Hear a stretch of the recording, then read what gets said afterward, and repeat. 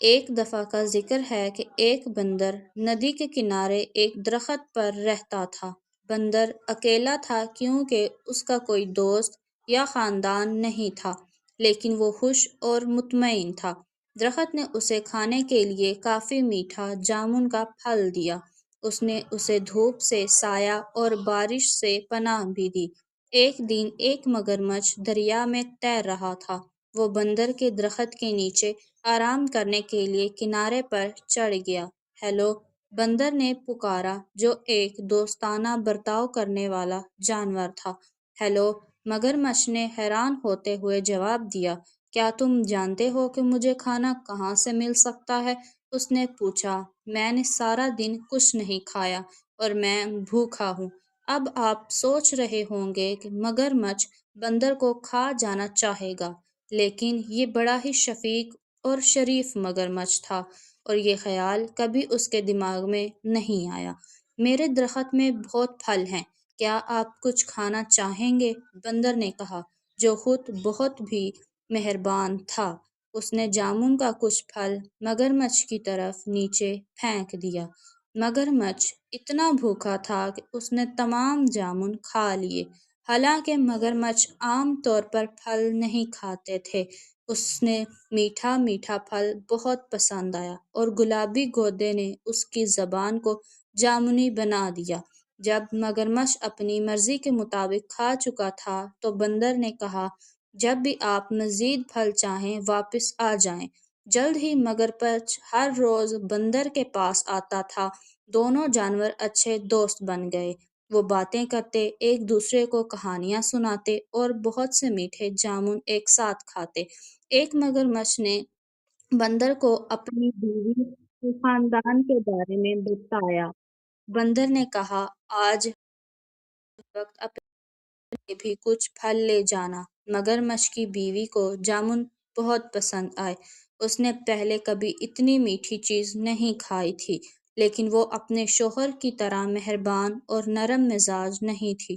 اس نے اپنے شوہر سے کہا، تصور کیجئے کہ بندر جب جامن روزانہ کھاتا ہے تو اس کا ذائقہ کتنا میٹھا ہوگا۔ مہربان مگرمچھ نے اپنی بیوی کو سمجھانے کی کوشش کی کہ وہ بندر کو نہیں کھا سکتا، وہ میرا سب سے اچھا دوست ہے۔ اس نے کہا۔ مگرمچھ کی لالچی بیوی نہ سنتی۔ اپنے شوہر سے وہ کام کروانے کے لیے جو چاہتی تھی، اس نے بیمار ہونے کا بہانہ کیا۔ میں مر رہی ہوں اور صرف ایک پیارے بندر کا دل ہی مجھے ٹھیک کر سکتا ہے۔ اس نے اپنے شوہر کو پکارا، اگر تم مجھ سے محبت کرتے ہو تو تم اپنے دوست بندر کو پکڑو گے اور مجھے اس کا دل کھانے دو گے۔ بیچارے مگرمچھ کو سمجھ نہیں آ رہی تھی کہ وہ کیا کرے۔ وہ اپنے دوست کو کھانا نہیں چاہتا تھا، لیکن وہ اپنی بیوی کو مرنے نہیں دے سکتا تھا۔ آخرکار اس نے فیصلہ کیا کہ اس کیا کرنا چاہیے، اور اگلی بار جب وہ بندر کے پاس گیا تو اس نے اس سے کہا کہ وہ اس کی بیوی سے ملنے آئے، کیونکہ وہ جامن کے خوبصورت پھل کے لیے ذاتی طور پر اس کا شکریہ ادا کرنا چاہتی ہے۔